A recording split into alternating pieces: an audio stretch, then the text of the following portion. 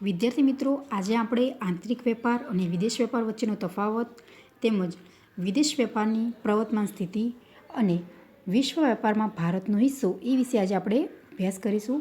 પરંતુ એ પહેલાં આપણે જે લાસ્ટ લેક્ચરમાં સમજ્યા હતા કે વિદેશ વેપારના જે સ્વરૂપ છે એને અસર કરતી બાબતો છે એ આપણે યાદ કરી લઈએ. વિદેશ વેપારના જે સ્વરૂપને અસર કરતી બાબતો છે એમાં કુલ 10 પોઈન્ટ છે. આપણે સમજી ગયા હતા. આપણે યાદ કરી લઈએ કે કેવી રીતે વિદેશ વેપાર છે એના જે સ્વરૂપને અસર કરતી કઈ બાબતો છે. તો સૌપ્રથમ છે કે જે વિદેશ વેપારમાં સાધનોની ભૌગોલિક તથા વ્યવસાયિક ગતિશીલતા ઓછી હોય છે. કે જ્યારે વિદેશ વેપાર આપણે કરીએ છીએ તો એમાં જે નીતિ વિષયક અને સામાજિક કારણોના લીધે શ્રમ એ ઓછો ગતિશીલ હોય છે. હવે આપણે જોઈએ બીજો મુદ્દો કે વિવિધતા ધરાવતી ચીજ વસ્તુઓનો જે વેપાર, કે વિદેશ વેપાર છે એમાં કેવી ચીજ વસ્તુઓ જોવા મળે છે કે વિવિધતા ધરાવતી જે વસ્તુઓ જોવા મળે છે.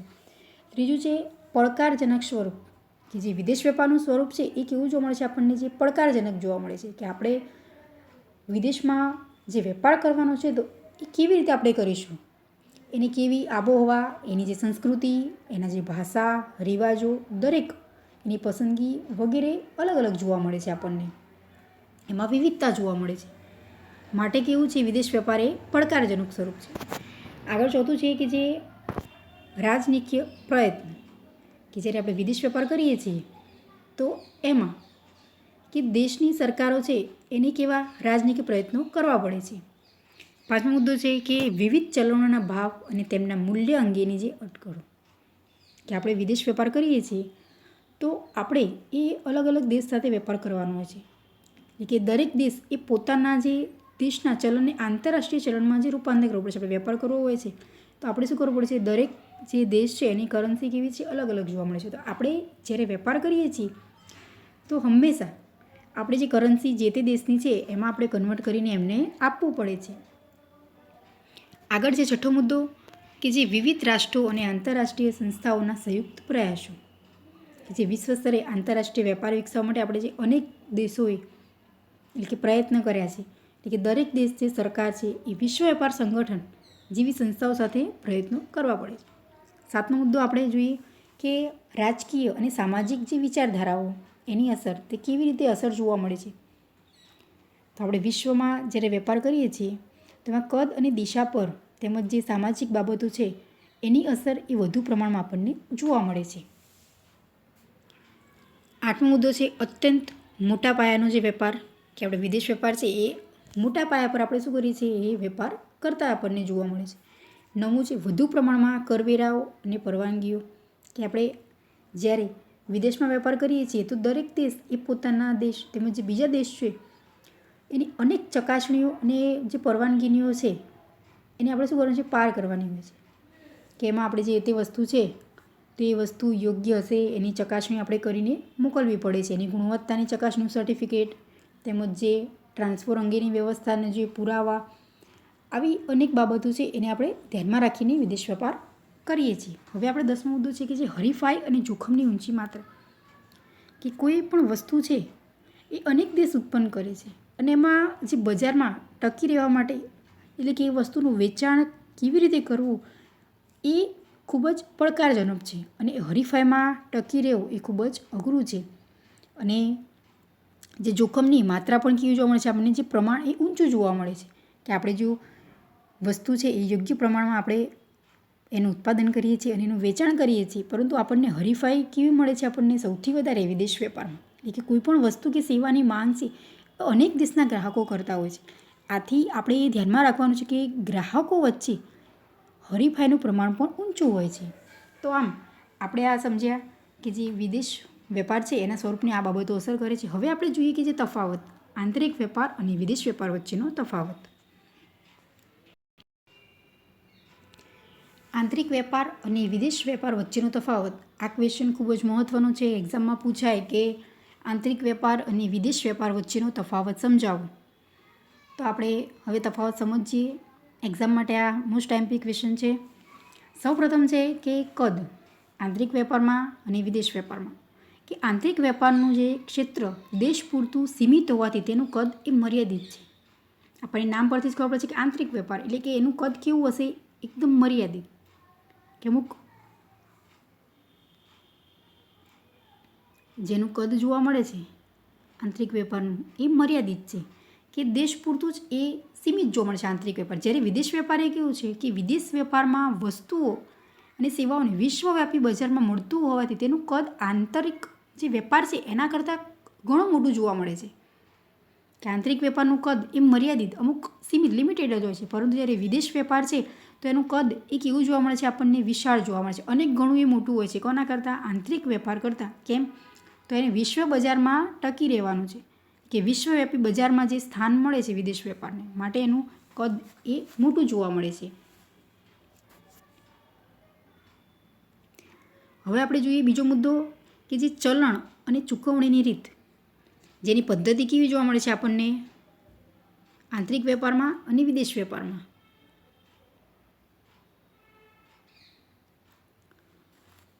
તો દેશનો આંતરિક વેપાર એક જ ચલણના માધ્યમથી ચાલે છે. આંતરિક વેપાર હોય છે એમાં જે ચલણ છે, ચૂકવણી આપણે કેવું છે એક જ, કેમ કે વેપાર આપણે કેમાં કરવાનો છે, દેશની અંદર જ વેપાર આપણે કરવાનો છે, માટે આપણે કરન્સી છે એને ચેન્જ કરવાની જરૂરિયાત નહીં રહે. માટે આંતરિક વેપાર છે એક જ ચલણના માધ્યમથી એ આપણને જોવા મળે છે ચાલતો. અને એક જ દેશમાં એક પ્રકારનું ચલણ જે પ્રવર્તતું હોવાથી આંતરિક વેપારમાં વિનિમય દર નીતિ કે અંકુશ નીતિના પ્રશ્નો ઊભા નથી થતા. કેમ? તો આપણે કરન્સી જે ચેન્જ કરવાની હોતી નથી, માટે જે વિનિમય દર નીતિ કે કોઈ પણ પ્રકારનો જે અંકુશ, એવા કોઈ પણ ક્વેશ્ચન એ ઉદ્ભવતા નથી. જ્યારે આપણે જોઈએ વિદેશ વેપારમાં, તો વિદેશ વેપાર છે એ આપણે વિશ્વ કક્ષાએ કરવાનો છે, માટે આપણે શું કરશું, કરન્સી ચેન્જ જોવા મળશે. એટલે કે જુદા જુદા દેશમાં અલગ અલગ ચલણ હોવાથી જુદા જુદા દેશનો વિનિમય દર માટે જુદી જુદી નીતિ અપનાવે છે, અને તેની અસરો વિદેશ વેપાર પર પડે છે. કે આંતરિક વેપારમાં આપણે ચલણ છે એને કોઈ પણ પ્રકારનું ચેન્જ કરવાની જરૂરત નથી રહેતી. જ્યારે વિદેશ વેપાર છે કે વિશ્વ કક્ષાએ આપણે કરવાનો છે, તો એમાં અલગ અલગ દેશ સાથે આપણે શું કરીશું, વેપાર કરીશું. માટે ચલણ શું કરવામાં છે, આપણે ચેન્જ કરવાનું. એટલે જુદા જુદા દેશની જે તે કરન્સી છે તો આપણે એ પ્રમાણે ચેન્જ કરી પછી જ આપણે વેપાર શક્ય બનશે. હવે આપણે જોઈએ આગળનો પોઈન્ટ કે જે ભાષા, સંસ્કૃતિ અને જે સમાજ, કે આંતરિક વેપારમાં શું છે અને વિદેશ વેપારમાં. કે આંતરિક વેપારમાં એક સમાન ભાષા, સંસ્કૃતિ અને સમાજ વ્યવસ્થા હોવાથી વેપાર વિનિમય સરળતાથી થઈ શકે છે. આંતરિક વેપાર એ કેવો છે, દેશની અંદર જ એનું જે ક્ષેત્ર મર્યાદિત આપણને જોવા મળે છે. તો ભાષા કેવી જોવા મળશે, એક સરખી જ જોવા મળશે. સંસ્કૃતિ અને જે સમાજની જે વ્યવસ્થા છે એ વેપાર કરવાનું જે આપણને એક સરખું જ જોવા મળશે, કે વેપાર વિનિમય સરળતાથી થઈ શકે છે, એક સમાન છે, માટે એક સરખું જોવા મળે, માટે આપણે સરળતાથી શું કરી શકીશું, વેપાર થઈ શકશે. જ્યારે વિદેશ વેપાર છે તો વિદેશ વેપારમાં દરેક દેશમાં જે ભાષા, સંસ્કૃતિ, સમાજ વગેરે જુદા જુદા હોવાના કારણે કોઈની લાગણીઓને ન દુભાય એવી રીતે આપણે વેપાર કરવાનો છે.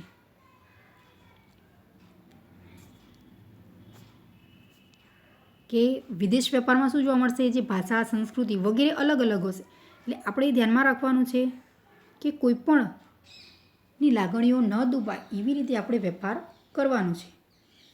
હવે આપણે આગળનો મુદ્દો જોઈએ કે વાહન વ્યવહાર ખર્ચ.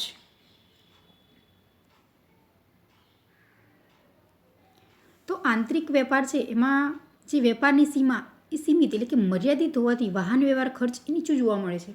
તો આપણે પહેલાં જ મુદ્દામાં સમજ્યા કે જે આંતરિક વેપારનું કદ એ મર્યાદિત છે, માટે વેપાર છે એ આપણે દેશની અંદર જ કરવાનો છે. તેમાં ખર્ચ આપણને કેવો થશે, ઓછો છે એનો વાહન વ્યવહારનો ખર્ચ. કેમ કે આપણે જે વ્યક્તિને માલ સામાન આપણે પહોંચાડવાનો છે, આપણે વેપાર કરવાનો છે, તો એ કેવો છે, દેશની અંદર જ છે, માટે સરળતાથી આપણે કરી શકીએ છીએ. અને જે ખર્ચ છે વાહન વ્યવહારનો ખર્ચ, જે ટ્રાન્સપોર્ટ, એ પણ કેવો જોવા મળશે, આપણને એકંદરે ઓછો જોવા મળશે. એટલે કે એનું પ્રમાણ ખર્ચનું નીચું જોવા મળે. જ્યારે વિદેશ વેપાર છે તો એમાં ખર્ચ એ આપણને કેવો જોવા મળશે, આંતરિક વેપાર કરતાં વધુ જોવા મળશે. એટલે કે વિદેશ વેપારમાં સરકારી નિયંત્રણોને કારણે દરેક દેશની હદ પર અનેક જાતના વેરાઓ ભરવા પડે છે. તેથી માલની હેરફેરનો ખર્ચ એ વધે છે. કે આપણે જેવું ટ્રાન્સપોર્ટ ખર્ચ છે એ વિદેશ વેપારમાં કેવો જોવા મળશે, વધારે આવશે. કેમ? તો જે તે ટેક્સ કે અમુક પ્રકારના જે વેરા છે આપણે જાણીએ છીએ કે આપણે કોઈ પણ પ્રકારનો જે માલ સામાન છે જો આપણે દૂરના સ્થળે મોકલવો હોય છે તો જે તે ટેક્સ અંદર દરેક ઇન્ક્લુડ થશે. કેમ? તો એનો જે ટ્રાન્સફર ખર્ચ છે એ વ્યક્તિએ ભોગવવો કમ્પલસરી છે. એટલે કે કોઈ પણ વ્યક્તિ ભોગવી શકે છે કે આપણે જે વ્યક્તિ માલ સામાન આપે છે એ વ્યક્તિ પણ ભોગવી શકે, જે વ્યક્તિને માલ સામાન મેળવવાનો છે એ પણ ભોગવે. એટલે કે આમ ટેક્સ ઇન્ક્લુડ થાય છે. માટે ખર્ચ કેવો થશે? અહીંયા વિદેશ વેપારમાં વાહન વ્યવહાર ખર્ચ એ વધારે જોવા મળે છે કે માલની હેરફેરનો ખર્ચ એ વધે છે. અને આંતરિક વેપાર છે તેમાં ખર્ચનું પ્રમાણ એ નીચું જોવા મળે છે. અને વિદેશ વેપારમાં ખર્ચ છે વાહન વ્યવહાર એ ઊંચો જોવા મળે છે. હવે આપણે મુદ્દો જોઈએ આગળનો કે હરીફાઈ, કે આંતરિક વેપારમાં અને વિદેશ વેપારમાં હરીફાઈનું કેવું પ્રમાણ જોવા મળે છે. તો આંતરિક વેપારમાં છે કોઈ વસ્તુના અનેક ઉત્પાદકો હોવા છતાં ઉત્પાદનના સાધનોની ટેકનોલોજી એ સમાન હોવાને કારણે વધુ પડતી હરીફાઈ જોવા નથી મળતી. કે આંતરિક વેપાર છે એમાં હરીફાઈ છે એ વધુ પ્રમાણમાં નથી જોવા મળે. એનું પ્રમાણ કેવું જોવા મળે છે? ઓછું જોવા મળે છે. કે હરીફાઈ છે એ નથી જોવા મળતી. કેમ? તો કોઈ વસ્તુના અનેક ઉત્પાદકો હોય છે અને ઉત્પાદનના સાધનોની જે ટેકનોલોજી છે એક સમાન જોવા મળે અને એના કારણે વધુ પડતી હરીફાઈ જોવા નથી મળતી. જ્યારે વિદેશ વેપાર છે એમાં દરેક ઉત્પાદક વર્ગીકરણ અને વિભિન્નતાના ધોરણે હરીફાઈ કરે છે. કે જે ઉત્પાદક છે એ વર્ગીકરણ અને જે વિભિન્નતાના ધોરણે હરીફાઈ કરે છે. અને કોઈ દેશમાં એક પ્રકારની વસ્તુ વેચવા માટે જે તે દેશના ઉત્પાદકો તથા અન્ય દેશના ઉત્પાદકો વધુ જે વસ્તુ છે એનું બજાર મેળવવા હરીફાઈ કરે છે. આંતરિક વેપારમાં હરીફાઈ જોવા નથી મળતી. જ્યારે વિદેશ વેપારમાં શું છે? હરીફાઈ એ જોવા મળે છે કે જે વસ્તુનું બજાર છે એ મેળવવા માટે હરીફાઈ થાય છે. કેમ? તો જે કોઈ દેશ છે એમાં એક પ્રકારની વસ્તુ વેચવા માટે એટલે કે જે તે ઉત્પાદકો છે એ અન્ય દેશના ઉત્પાદકો છે એ વસ્તુનું બજાર એટલે કે હરીફાઈ ત્યારે જોવા મળે છે આપણને. અને આંતરિક વેપાર છે એમાં હરીફાઈ જોવા નથી મળતી. હવે આપણે આગળનો મુદ્દો જોઈએ કે જે ગ્રાહકનો સંતોષ.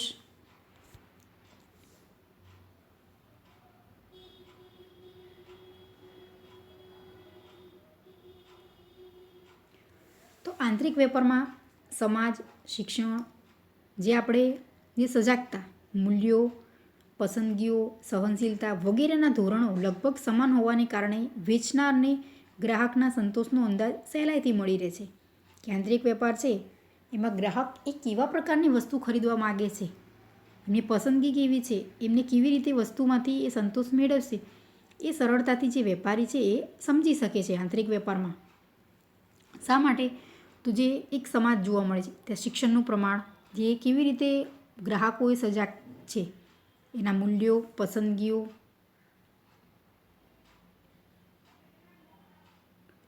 સહનશીલતા, આમ વગેરે બધું લગભગ સમાન જોવા મળે છે. એના કારણે જે ગ્રાહકનો સંતોષનો જે અંદાજ એ વેપારીએ સરળતાથી મેળવી શકે છે. જ્યારે વિદેશ વેપારમાં છે આવી બાબતોમાં મોટો તફાવત જોવા મળે છે. કેમ? તો વેપારીઓ છે એ ગ્રાહકનો સંતોષ એ કેવી રીતે થઈ શકે છે એ સહેલાઈથી સમજી નથી શકતા.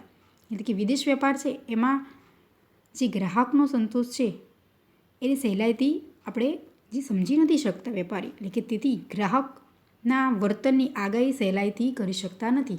જ્યારે આંતરિક વેપાર છે એમાં સરળતાથી થઈ શકે છે. ગ્રાહકના સંતોષનો જે અંદાજ છે એની સહેલાઈ મેળવી શકે છે. પરંતુ વિદેશ વેપારમાં છે આ વાત એ શક્ય નથી. કેમ? તો જે ગ્રાહકના વર્તનની આગાહી એ સરળતાથી થઈ શકતી નથી. આ તફાવત જોવા મળે છે આંતરિક વેપાર અને વિદેશ વેપારમાં. કે ગ્રાહકનો સંતોષ છે એ વિદેશ વેપારમાં શક્ય નથી બનતો સમજવાનો. જ્યારે આંતરિક વેપાર છે એમાં ગ્રાહકનો સંતોષ એ સરળતાથી વેપારીએ સમજી શકે છે. હવે આપણે આગળનો મુદ્દો જોઈએ કે વહીવટી અને કાયદાકીય વ્યવસ્થા.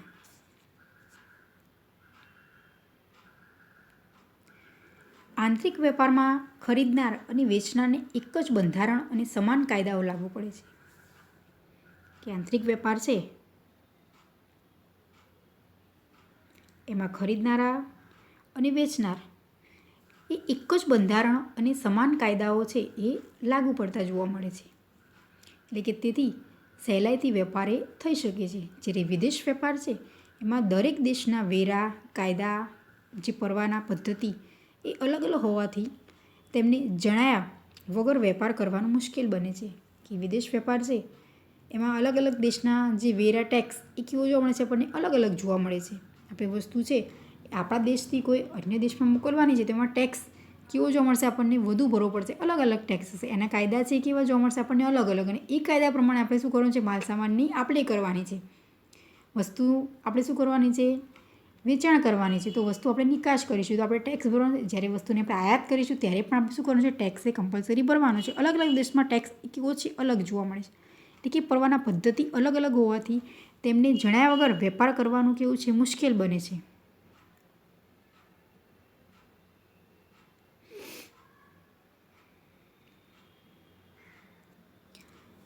તો આમ આંતરિક વેપાર છે એમાં જે વહીવટ અને કાયદા વ્યવસ્થા છે, ખરીદનાર અને વેચનાર એક જ બંધારણો છે, એટલે કે સમાન કાયદા લાગુ પડે છે, તેથી સરળતાથી થઈ શકે. જ્યારે વિદેશ વેપાર છે એમાં એક વહીવટી કાયદાઓ અને વ્યવસ્થા છે એનો વેપાર કરવાનું કેવું છે, મુશ્કેલ બને છે. તો આમ આપણે આ તફાવત સમજ્યા કે આંતરિક વેપાર અને વિદેશ વેપાર બંનેમાં શું ડિફરન્ટ જોવા મળે છે.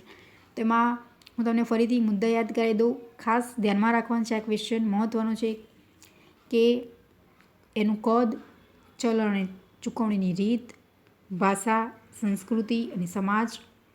આગળનો મુદ્દો કે વાહન વ્યવહાર ખર્ચ, હરીફાઈ, ગ્રાહકનો સંતોષ અને વહીવટ અને જે કાયદાકીય વ્યવસ્થા.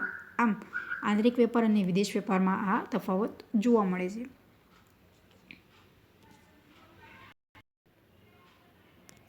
તો હવે આપણે આ સમજીએ નવો ક્વેશ્ચન કે વિદેશ વેપારની જે પ્રવર્તમાન સ્થિતિ. તો વિદેશ વેપારની જે પ્રવર્તમાન સ્થિતિ છે એમાં એગન્સ મેડિસન નામના ઇતિહાસકારની શોધ દર્શાવતા વર્લ્ડ ટ્રેડ રિપોર્ટ 2013માં દર્શાવ્યું છે. હવે આ શોર્ટ ક્વેશ્ચનમાં પૂછાય કે જે વર્લ્ડ ટ્રેડ રિપોર્ટ છે એ કયા ઇતિહાસકારની જે શોધ જોવા મળે છે, તો કોની હશે, એગન્સ મેડિસન. આ ખાસ ધ્યાનમાં રાખવાનું છે, શોર્ટ ક્વેશ્ચન પૂછાય કે વર્લ્ડ ટ્રેડ જે રિપોર્ટ છે એ કયા ઇતિહાસકારની શોધ છે, તો એગન્સ મેડિસન. 18મી સદીના મધ્યગાળાથી વિશ્વની વસ્તી 6 ગણી વધી છે. કે જે 18મી સદી છે એના મધ્યગાળાથી જે વિશ્વની વસ્તી છે એમાં 6 ગણો વધારો થયો છે. એટલે કે વિશ્વનું જે ઉત્પાદન 60 ગણું વધ્યું છે. કે વિશ્વનું ઉત્પાદન કેટલું જોવા મળે છે આપણને, 60 ગણું. જ્યારે વિશ્વ વેપાર એ 140 ગણો વધ્યો છે. કે જે વિદેશ વેપારની જે પ્રવર્તમાન સ્થિતિ છે એમાં જોવા મળે છે કે જે વિશ્વનું ઉત્પાદન કેટલું જોવા મળે છે, 60 ગણું. જ્યારે વિશ્વ વેપાર છે એ 140 ગણો છે એ વધ્યો છે. છેલ્લા 30 વર્ષમાં વ્યવસાયિક સેવાઓના વેપારમાં દર વર્ષે સરેરાશ 7% વધારો નોંધાયો છે. જે 30 વર્ષ છે એમાં વ્યવસાયિક સેવાઓનો જે વેપાર છે તેમાં સરેરાશ છે એ કેટલો જોવા મળે છે આપણને, જે 7% વધારો નોંધાયો છે. અને 1980થી અને 2001ની વચ્ચે વિકાસશીલ દેશોની નિકાસમાં ફાળો છે એ 34%થી વધીને 47%, અને આયાતોમાં જે ફાળો છે એ 29%થી વધીને 42% થયો છે. જે વિકાસશીલ દેશો છે એમાં નિકાસ અને આયાતો છે એનું પ્રમાણ એ કેટલું જોવા મળે છે, તો 1980થી અને 2001ની વચ્ચે એનું પ્રમાણ નિકાસમાં કેટલું પ્રમાણ જોવા મળે છે,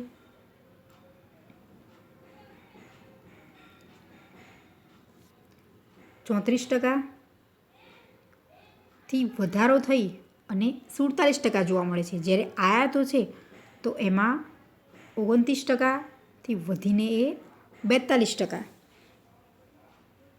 કે નિકાસમાં જે પ્રમાણ છે એમાં પણ વધારો જોવા મળે છે, અને જે આયાત છે એનો ફાળો પણ જે વિકાસશીલ દેશોમાં એ વધતો જોવા મળે છે.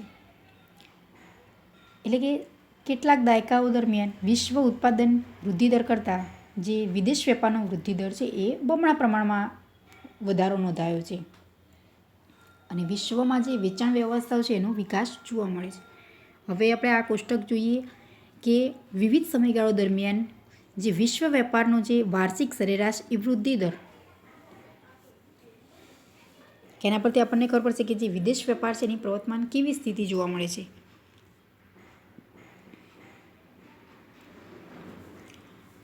તો જે અલગ અલગ સમયગાળો આપેલો છે અને જે વેપાર વૃદ્ધિનો દર છે સામે અલગ અલગ વર્ષો આપેલા છે.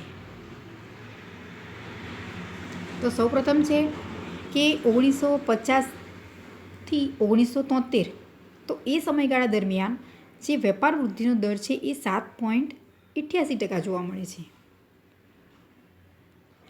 જ્યારે 1973થી 1985 એ સમયગાળા દરમિયાન જે વેપાર વૃદ્ધિનો દર છે એ 3.65% છે. તો અહીં આપણે જોઈ શકીએ છીએ કે જે 1950થી 1973 સુધી જે વેપાર વૃદ્ધિનો દર છે એના કરતાં 1973થી 1985માં જે વેપાર વૃદ્ધિનો દર છે એમાં ઘટાડો જોવા મળે. ફરી પાછું 1985થી 1996 સુધી જે વેપાર વૃદ્ધિનો દર છે એ કેટલો જોવા મળે છે? 6.55%. 1996થી 2000 સુધીમાં 6.89%. 2000થી 2011 સુધીમાં જે વેપાર વૃદ્ધિનો દર છે એ 5%. અને 2015થી 16માં 2.8%. એટલે કે વેપાર વૃદ્ધિનો દર છે એ દરેક આપણે જોઈ શકીએ છીએ કે અલગ અલગ વર્ષોમાં કેવો જોવા મળે છે, આપણને અલગ અલગ જોવા મળે છે. એટલે કે સૌથી વધારે જે વેપાર વૃદ્ધિનો દર છે એ 1950થી 1973માં છે અને 1996થી 2000માં 6.89 અને 2015થી 16માં 2.8 જોવા મળશે. આમ અલગ અલગ જે સમયગાળો આપેલો છે અને વેપાર વૃદ્ધિનો દર એ આપણને અહીં જોવા મળે. એટલે કે વિવિધ સમયગાળો દરમિયાન જે વિશ્વ વેપારમાં જે સરેરાશ વાર્ષિક વૃદ્ધિ દર આપણને અહીં જોવા મળે છે.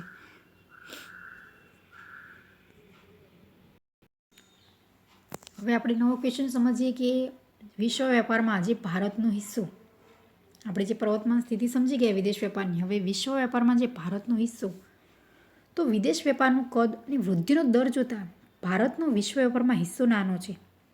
આપણે જે વિશ્વ વેપારનું કદ છે અને વૃદ્ધિનો આપણે દર જોઈએ છીએ તો એ પ્રમાણે આપણે એવું કહી શકીએ છીએ કે જે ભારતનો વિશ્વ વેપારમાં હિસ્સો એ નાનો જોવા મળે છે. ખૂબ જ કેવું છે એનું પ્રમાણે ઓછું જોવા મળે છે આપણને. પરંતુ એક વિકાસશીલ દેશ તરીકે ભારત વિશ્વ વેપારમાં મહત્ત્વનો ભાગ ભજવે છે. આપણો ભારત દેશ કેવો છે? વિકાસશીલ. આપણે જાણીએ છીએ ભારત દેશ આપણો વિકાસશીલ છે, પરંતુ જે વિશ્વ વેપારમાં મહત્ત્વનો ભાગ ભજવે છે. એટલે કે ભારતની પોતાની નિકાસો વધી છે તેમજ જીડીપીમાં નિકાસનો ફાળો વધ્યો છે. ભારત છે એ આયાત કરતાં નિકાસોનું પ્રમાણ વધારે છે અને એ પ્રમાણે આપણે કહી શકીએ કે જીડીપીમાં જે નિકાસનો ફાળો છે એ પણ વધ્યો છે.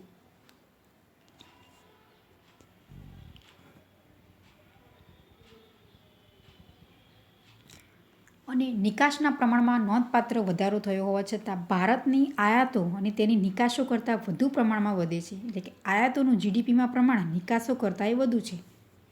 આપણે જીડીપીમાં પ્રમાણ છે એ નિકાસોનું છે, પરંતુ નિકાસના પ્રમાણમાં નોંધપાત્ર વધારો થયો છે. વધારો તો જોવા મળે છે પરંતુ કેવો છે? નોંધપાત્ર. અને ભારતની આયાતો તેની નિકાસો કરતાં વધુ પ્રમાણમાં વધે છે. આપણે વેચાણ કરીએ છીએ એના કરતાં આપણે વસ્તુની ખરીદી કરીએ છીએ એ કેવું છે? વધારે છે.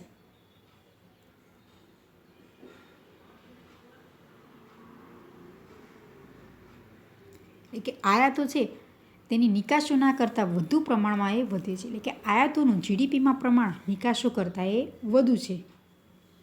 કે જીડીપીમાં જે પ્રમાણ છે એ આયાતોનું છે જે પ્રમાણ આપણને જોવા મળે છે એ નિકાસો કરતાં કેવું જોવા મળે છે? એકંદરે વધારે છે.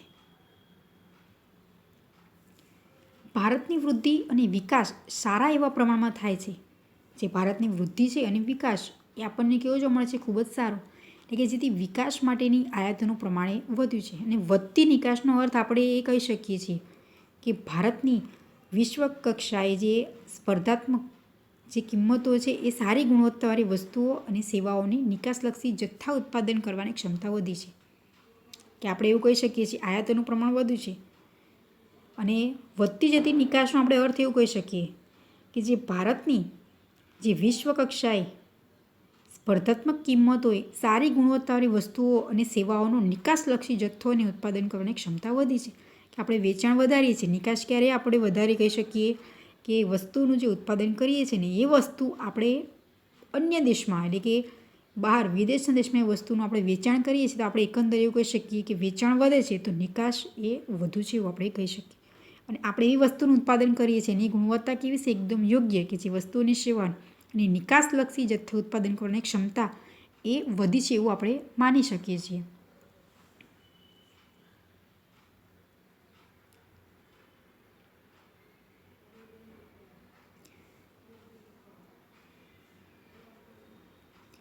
અને 2014માં તેમજ 2015માં વિશ્વના કુલ વેપારમાં ભારતના જે વેપારનો જે હિસ્સો છે એ 2.07% રહ્યો છે. કે જે વેપારનો હિસ્સો કેટલો જોવા મળે છે 2014થી 2015માં એ 2.7%.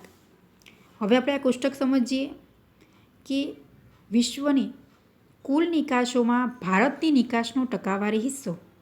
આ કોષ્ટકમાં આપણે દર્શાવ્યું છે કે જે વિશ્વની કુલ નિકાસો છે એમાં જે ભારતની નિકાસોનો ટકાવારી હિસ્સો. તો વર્ષ આપેલું છે અને વિશ્વની કુલ નિકાસમાં જે ભારતની નિકાસનો ટકાવારી હિસ્સો કેટલો જોવા મળે છે અને જે ભારતનો વિશ્વમાં ક્રમ આપેલો છે. સૌપ્રથમ છે કે 2005 વર્ષ આપેલા છે, 2010, 2012, 2013, 2014 અને અલગ અલગ જે ટકાવારી આપેલી છે અલગ અલગ વર્ષોની અને જે ભારતનો ક્રમ એ કેટલો જોવા મળે છે વિશ્વમાં. તો સૌપ્રથમ છે કે 2005માં કે જે કુલ નિકાસો છે એમાં ભારતની નિકાસનો ટકાવારી હિસ્સો એ 0.9 જોવા મળે છે.